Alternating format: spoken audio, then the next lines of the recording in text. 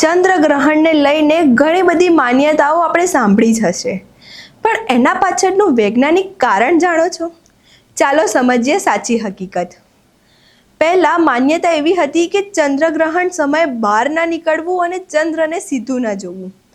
પણ એના પાછળનું ખાસ કારણ એ હતું કે ચંદ્રગ્રહણ દરમિયાન અચાનક પ્રકાશમાં ઘટાડો થાય છે અને વાતાવરણમાં લાઇટ તથા તાપમાનમાં ફેરફાર થાય છે.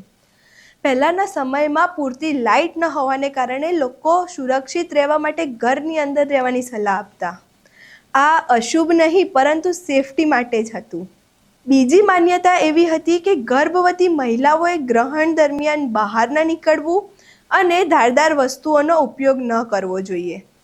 પણ એના પાછળનું કારણ માત્ર એટલું જ હતું કે પહેલાંના સમયમાં વીજળી ન હોવાથી અંધકારમાં અકસ્માતનો ભય રહેતો. ગર્ભવતી મહિલાઓને ઈજા ન થાય અને તણાવ ન વધે એ માટે તેમને આરામ કરવાની સલાહ આપવામાં આવતી, જે આરોગ્યની દ્રષ્ટિએ યોગ્ય જ હતું. ત્રીજી માન્યતા એવી હતી કે ચંદ્રગ્રહણ દરમિયાન બનાવેલો ખોરાક ન ખાવો જોઈએ, પણ એના પાછળનું એક ખાસ કારણ હતું. પહેલાંના સમયમાં ફ્રીજ કે સ્ટોરેજ સુવિધા નહોતી.